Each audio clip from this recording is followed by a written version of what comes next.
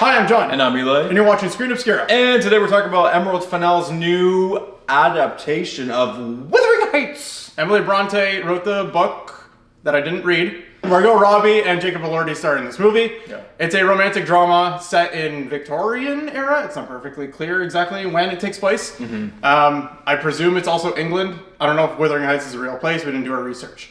With this very small cast, it's a story that has been, I guess, well known and well regarded because this book was written in the 1800s. I believe it was the late 1800s. And it seems like it has been the foundation for a lot of romantic films. It is a prototype love triangle movie. So we went to see it on Valentine's Day. I've never seen a movie on Valentine's Day before. I would not be doing it again. The amount of fucking losers that were in the theater. There was people behind us, in front of us, side by side, one ear, and one in my mouth. They were fucking everywhere. They were just like whimpering and like moaning and laughing and squirting clearly in the fucking theater, pissing me off, ruining my popcorn. People putting feet up on everyone else's Feet chairs. up, underwear off. You might as well just be at home. The amount of phones that I saw open during this movie, it was mostly the guys. Yeah. Before we begin, whatever happened to theater etiquette? Where did the movie theater etiquette go? I know it like people cannot form a brain cell at this day and age, but it comes to a point where it's like, just stay home. No one's making you come see this goddamn movie. Stay home. You're gonna pirate it anyways. As you mentioned with the cast, Margot Robbie does play the lead actress in this film, Jacob Elordi, lead actor. First and foremost, without getting into any spoilers, I do feel they did a pretty decent job. I think that with the script that they were given and just their dynamic, I really did like the way they acted together. I'm not really one for romance films either, unless it's Heart Eyes directed by Josh Rubin. It was enjoyable for that part. I agree. I think the first and second act, even to an extent, were pretty good. The third act completely lost me, and that's when it's supposed to be the most dramatic. There was the most stakes. I just felt like it was just so oddly, I don't know if it was the storytelling or if it was the actual plot itself, but the characters make some weirdly motivated decisions. And I get that the idea is supposed to be dramatized romance where it's like the guy's trying to get back at the girl and the girl's trying to get back at the guy and whatever. It was so one-sided in the perspective that the movie was taking, I think, that it kind of lost its luster. I will jump off that though. As much as we do not really know the original plot of the book by Emily Bronte, we did go into this knowing that it was kind of like a modernization film twist. We did realize and kind of know, well, at least I did, that a lot of things were going to be cut and twisted and shifted a little bit just for the plot of the film. But in terms of doing this approach, I didn't really mind it. I found that it kind of gave a Sofia Coppola, Marie Antoinette vibe, where it was like you knew the time period that it was in, but they added like modernized language and they added kind of modernized costuming and set design and even her makeup. I don't know why she just had it the entire time, but Did you notice that? I fully noticed that. Before we even get into anything, Margot Robbie, one of the objectively most beautiful women in the whole world, every scene, she had a different CC of lip filler and a different CC of fucking you can Botox see the face. line of where You can literally see. And when the film started too, she looked beautiful. She looked pretty natural. And then it's like the next scene, it's like, fuck. and then just became Kate Beckinsale in fucking Underworld 3. So I did feel like what's happening. But that aside, visually, the film was quite beautiful. Yes. I really, really did like aesthetically looking at it. I thought that, the title card was so nice and so cool. The music and the score along with the visuals and everything in front of you was so, dare I say, borderline perfect in terms of visuals when it comes to cinema. It was beautiful to watch. Great shots. All the stills were really nice. The environmental sweeping shots were great too. A lot of good use of fog, weather effects. The first half really, really impressed me, and I wish it kept that pace throughout the entire movie, but we'll get into our negatives in a second. The acting all around was good. Yeah. There were some scenes I was like, okay, it's a little ham-fisted, but you're gonna have that in most movies, so that's fine. I did not see Saltburn, so this is my first foray into an Emerald Fennell movie, and it was pretty good, and I really do want to get into the negatives. Without spoiling anything, in the first act, it showed the two lovers as kids and how they grew up together and their relationship, how it was forming. So you get invested in the characters pretty quickly. And I think it was pretty organic. and the child actors were fine. They were pretty good. Especially the female one was really, really good. I don't know who she was. I'll probably see her in friggin' an Amazon original in like a couple days. Yeah. But she was awesome. Even the kid, Minnie Heathcliff. It's me, I'm Kathy. He was good too. I enjoyed it. And I'm not really one for preluded sequences where they show kind of like the origins of something. Because when I'm jumping into a movie, I kind of just want to see the actors I came to see.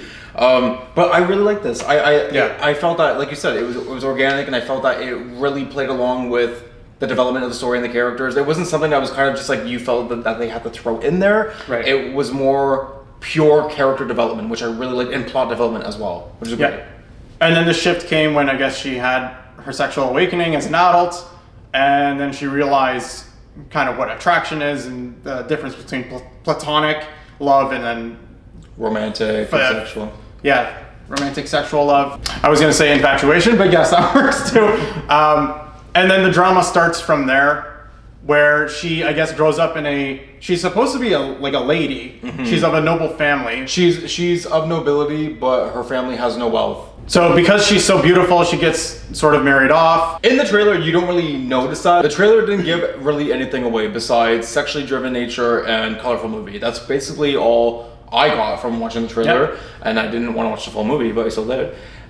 First of all, we can just talk right now about how movie trailers nowadays are the whole fucking movie. And what was we just saw a trailer. What the hell was that movie? It was some shit fucking movie. It was some romance movie. Again, it was like... it was a fucking that Zendaya fucking... Oh, God, yeah. A24 movie. And it was like, we saw the whole plot of the whole goddamn movie. We saw the characters meeting, the conflict, then the fucking...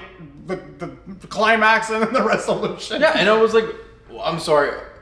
What's going on right now? Whatever happened to fucking attention spans? But anyways, to go back to this film, I will say the director did a really tasteful method of kind of showing you something that was alluring, but it wasn't too much in the sense where it's like, well, I know what's happening now. Okay, starting with the negatives, it is a very small cast. I do think in the first act this works because you're getting introduced to the world, the characters, whatever. In the second and third act, it feels like the world is so small. And there's only like 5 characters that are really influencing what's going on in the story, when there are 2 noble families, and maybe it's just my Game of Thrones brain wanting more to happen there. But you see, for example, I don't want to give away any spoilers, but there's a certain noble family, and you never see any of his guards or anybody come visit him. It's always just him and Margot Robbie. And it's just like, it's so single perspective for Margot Robbie's character, and I'm sure that's how the book's written. I'm sure like that's how it's supposed to be. But it didn't entice me as much once the actual conflict started to happen. Weirdly enough, when it was supposed to get more dramatic, I found myself being lost because I wasn't sympathizing with the character and her decisions, or their decisions, I should say. I would say probably for me, the 3 negatives for me were, I mean, fourth, lack of orgasm. But the 3 negatives for me were... lack of orgasm. The first 2 acts, maybe even the first 2.25 acts or 2.5 acts. Sure. Were pretty decently paced. I really, really liked them. Yeah. And then it just dragged and dragged and dragged. But so weirdly, that the stakes are getting higher. Yeah, I know. Yeah, so that was kind of like my first negative. My second negative was bouncing off what you just said. I felt that it was very seclusionary. Yeah. Everything was very like 4 walls. Even if it was a giant open space and they were outside, it was intimate, but it was cold, and it was very, and granted maybe it was metaphorical for like how everything was going on. Yeah. But even in the events of like bliss and happiness, I felt like everything was very claustrophobic. Yeah. And then thirdly, they really were inspired clearly by Fellowship of the Ring, the way they just teleported everywhere. I did not like that. I'm sorry, we should have seen more horse-drawn carriages. We should have seen more horse-drawn carriages. We should have seen more. Instead, all you see is just like fucking going through mountains, and then it's like, how are you walking in a full-ass gown from Albuquerque, New Mexico to fucking Chicago, Illinois? Like, I don't really know what's going on. Thank you for reminding me. The passage of time in this movie is very hard to follow. Sometimes it's a couple weeks, sometimes it's a day, sometimes it's 3 years. Yeah, years. And it's just, you can interpret what's happening. Yeah, jumping off that though, I will say, I don't know if you noticed this, and I'm gonna dive into this in the spoiler section, but there was plot holes in terms of the timing because they were showing scenes and like random montage sequences, and then it's like years later, and then it's like one of the scenes that we just saw. Right. And I was like, what the hell's going on, you dumb bitch? The movie has its issues. It has its good moments too. It's very middle of the road for me. If we're gonna give our ratings out of 5, I'll give it a... Damn. It was well shot. It was good. It was like well made.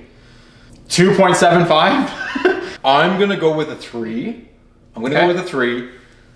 But I'm gonna be so real. The first 2 acts, I was like, this is like a 3.75-ish in my head. I was like, oh, like this is good. This is going pretty well. And then it just sucked the life out of me. It sucked more than a Gluck Gluck. The way this film just kept going and going and going and going. It was going in the wrong direction, and it was showing the wrong parts that we should have seen to raise the stakes and to, have a proper climax. Dare I say? And on that note, 3, 2, 1, spoilers. Why was she pregnant for 6 years and then never showing a bump? No, it's true, and that I think that ties into the whole passage of time issue. The scene I was just previously talking about, there were scenes of like it's like a montage sequences of like all the things that she's going through and all like the materialism and wealth that she has, all these holidays that she's celebrating, and all these like things going on. And she's slowly getting accustomed to it. She's starting to actually like enjoy it, which was that happens to anybody with Stockholm syndrome, but. There was a couple scenes where it was like a shot of like them at Christmas and a shot of them like it was like a tea party in the garden or something, and then that montage ends with 1 year later, and it's like another random scene, and then it's the scene of them same outfit, same like background and everything at the Christmas, and I was like, we just saw this. What the fuck you mean she's going back in time, looper? The Christmas before she went to see her father, and then no, so there was two. So the Christmas that we saw before, it was in the red, and she's seeing her papa. And then